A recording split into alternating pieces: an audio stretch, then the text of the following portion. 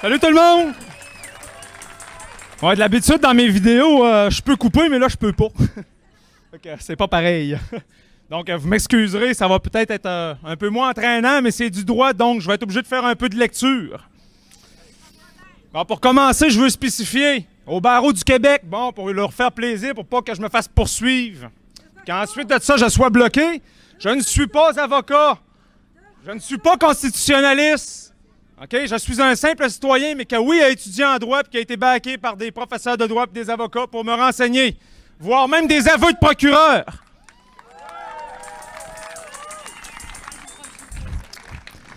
Bon, je parle pas assez proche du micro. C'est bon. Non, ça va bon. Bon. Je vais vous faire une citation du jugement de Nuremberg maintenant. On va faire beaucoup de citations aujourd'hui, c'est important. Comme le procureur français François de Menton le mentionnait lors des procès de Nuremberg, ces crimes ne peuvent pas être justifiés par le prétexte d'un ordre supérieur donné par Hitler aux accusés ou encore l'ordre supérieur n'exonère pas la responsabilité de l'agent d'un crime manifeste.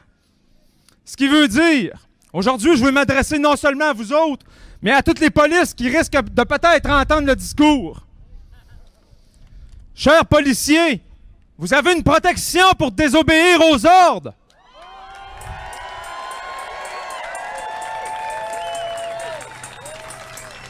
Ce sont les jugements de Nuremberg qui ont été établis un peu après l'après-guerre, la Deuxième Guerre mondiale. Mais il y a des gens sur les réseaux sociaux qui m'ont dit « Ouais, mais JF, tu déterres des vieilles choses, et ça fait longtemps. » Mais aujourd'hui, je vais vous faire quelques citations aussi de la Cour suprême qui datent de 2019. La Cour suprême a repris un peu les mêmes termes que Nuremberg. Vous avez peut-être entendu parler du cas de Mme Cossiane qui avait refusé de tenir la main courante de l'escalier roulant dans le métro. Que finalement, le policier l'a ramassé, puis quand même assez pas pire, que finalement, elle a gagné en Cour suprême. Je vais vous faire quelques citations. Ce qui m'amène à l'affaire Cossiane, affaire qui remonte à 2009 et tranchée par la Cour suprême. Le policier a l'obligation d'avoir une connaissance et une compréhension adéquate du droit criminel et pénal, des infractions qu'il est appelé à prévenir et à réprimer, et des droits et libertés protégés par les chartes. Ce qui veut dire que les policiers, quand ils vous disent « je ne sais pas de quoi vous parlez », ben, ils devraient le savoir techniquement, parce que sinon, il n'est pas justifié d'être là.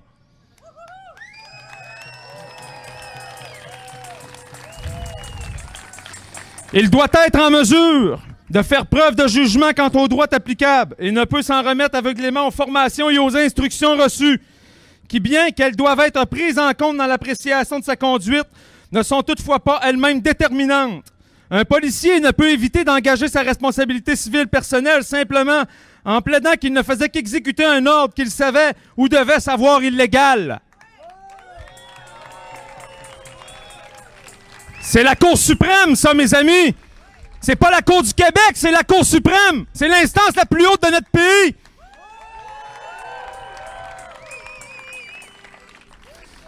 De plus, la Cour continue en disant « Mme Cossiane était en droit de refuser d'obéir à un ordre illégal et n'a donc commis aucune faute qui justifierait un partage de responsabilité au regard de l'article 1478 du Code civil du Québec. À moins qu'une disposition législative ou une règle de common law le prévoie clairement, il n'existe aucune obligation de dévoiler son identité à un policier, ni d'ailleurs de lui offrir sa collaboration. Conclure que Mme Cossiane doit se voir imputer une part de responsabilité reviendra à dire qu'il existe en toutes circonstances une règle de conduite exigeant d'obtempérer à l'ordre illégal d'un policier, même si cet ordre repose sur une infraction qui n'existe tout simplement pas en droit. Si les droits d'une personne avertie sont enfreints, elle doit pouvoir réagir dans les limites du raisonnable sans pour autant être tenue civilement responsable, ce qui veut dire, je vais essayer de vulgariser, vous devez réagir quand un policier veut vous arrêter, vous demander votre identité, si vous pensez qu'il n'a pas de raison de le faire. Alors vous devez réagir. Bon, je vous dis pas de sauter dessus, mais je vous dis de le contester, c'est important. C'est ce que la Cour suprême a répété dans plusieurs renvois. Si vous ne contestez pas devant l'agent, vous n'aurez pas d'argument devant le juge. Vous devez contester devant lui, lui signifier clairement que vous n'êtes pas d'accord, puis vous dites, non, non, moi, j'ai pas commis d'infraction, je ne m'identifierai pas.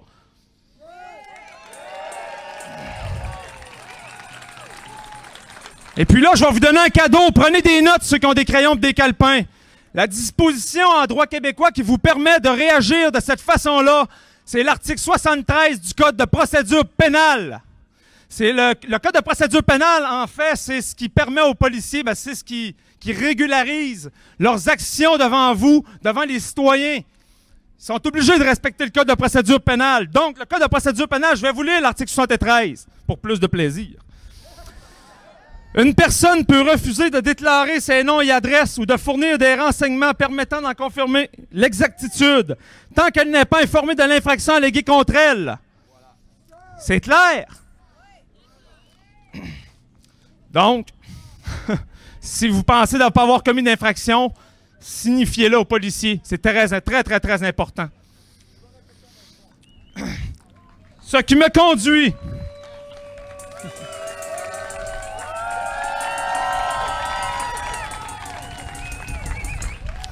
Ce qui me conduit à vous expliquer un autre principe. Souvent, les gens me disent « Ouais, mais JF, on a la loi de notre bord. » Oui, probablement qu'on a la loi de notre bord, mais on n'a pas le pouvoir. Vous savez pourquoi? Parce qu'on n'a pas de pistolet sur nous autres. C'est pas nous autres qui détiennent les guns. OK, oui, on a un pouvoir comme citoyen, je veux dire, de s'opposer, mais on va-tu aller s'opposer en face d'une AK-47? C'est impossible. OK? Je vais vous expliquer un principe, le principe de l'effectivité. C'est quelque chose que vous devez comprendre absolument. Je vais vous faire une citation encore, je suis désolé. La Cour suprême, en 1998, justement dans un renvoi dans lequel Maître Bertrand était parti. Je sais ce que vous vous dites, je me dis la même chose. Il faut bien faire la distinction entre le droit d'un peuple d'agir et son pouvoir d'agir. Ils ne sont pas identiques. Un droit est reconnu par la loi. La simple possibilité matérielle n'a pas nécessairement le statut de droit. Le fait qu'une personne ou un groupe puisse agir d'une certaine manière ne détermine aucunement la qualité ou les conséquences juridiques de l'acte. Un pouvoir peut être exercé même en l'absence d'un droit d'agir. Mais ce pouvoir est alors exercé sans fondement juridique. Donc, ce qui m'amène, vous avez peut-être vu dans plusieurs de mes capsules vidéo, des arguments juridiques qui voulaient laisser entendre que le Parlement de Québec n'est probablement pas légal, n'est probablement pas constitutionnel. Et la Cour suprême a dit dans le renvoi sur les droits linguistiques du Manitoba que tout ce qui découle de quelque chose d'illégal est susceptible d'être contesté, alors contesté.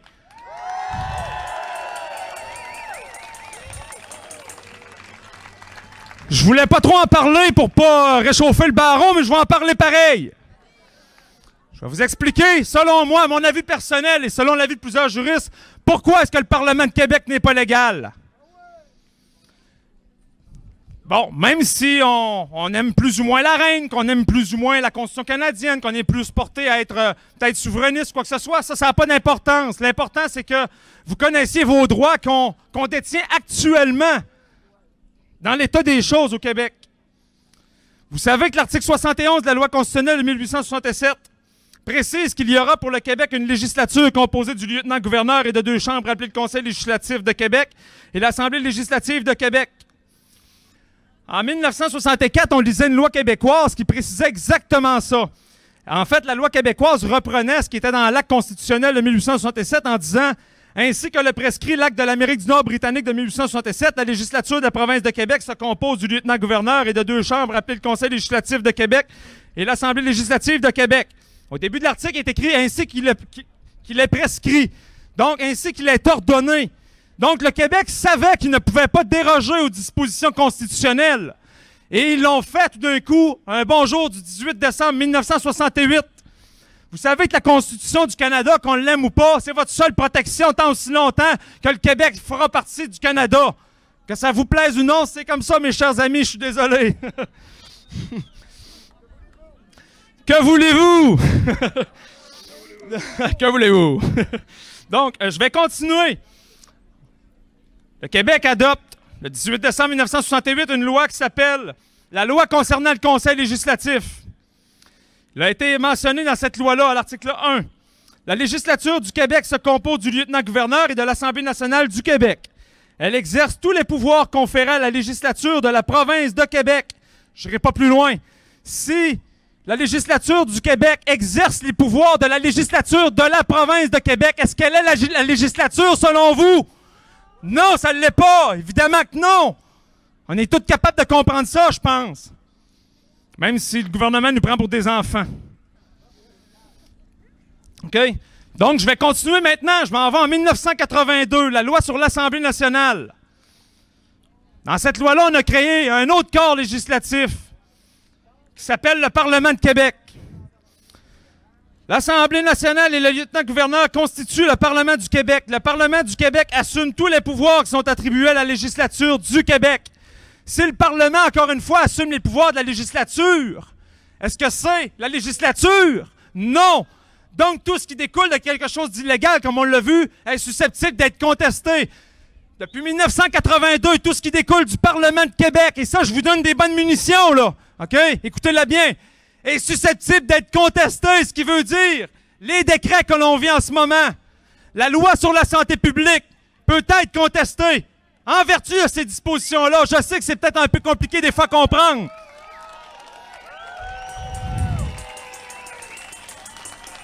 C'est parfois difficile à comprendre, mais je peux vous promettre une chose.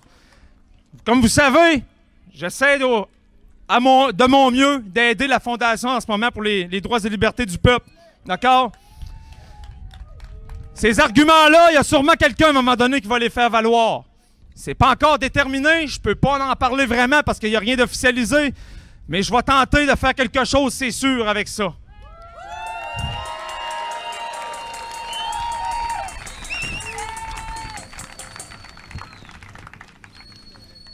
Je vais terminer en vous disant que même si, bon, à mon avis personnel, pour faire plaisir aux barreaux, même si les lois sont de facto, sont anticonstitutionnelles, s'il vous plaît, continuons à respecter quand même les règles de base et à respecter le code criminel canadien. C'est important parce que sinon on perd la face. Puis après ça, ben, on se fait passer pour des complotistes violents, etc. Il faut se conduire avec honneur.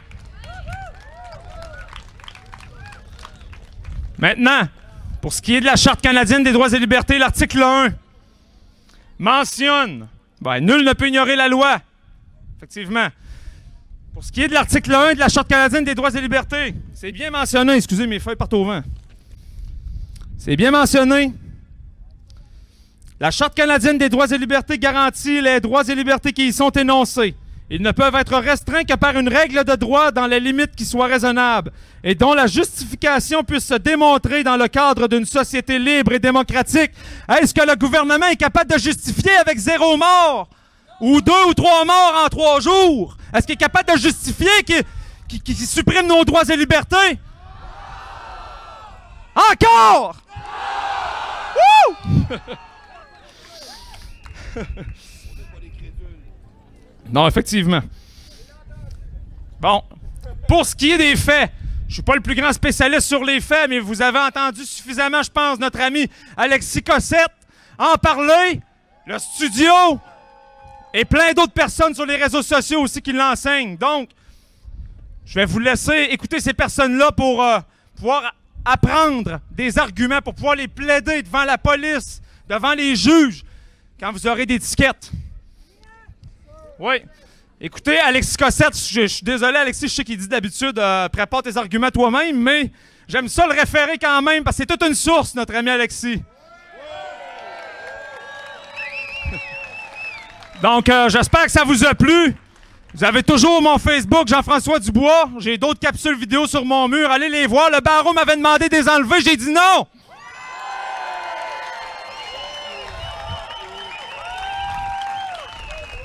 D'ailleurs, ils m'ont fait des menaces par téléphone.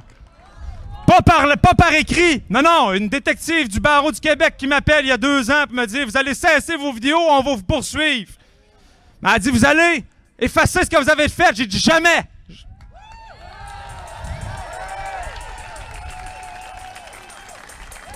Je me suis calmé dans les dernières années un peu parce que sur mon bracelet ici, j'ai le nom de 2 enfants, mes 2 beaux enfants que j'ai eus avec ma femme qui est ici aujourd'hui. D'ailleurs, c'est pour eux autres que je suis là, mais Fallait que je me calme quand même parce que j'avais pas le moyen de payer des grosses contraventions, donc je me suis calmé, mais là, j'ai revenu.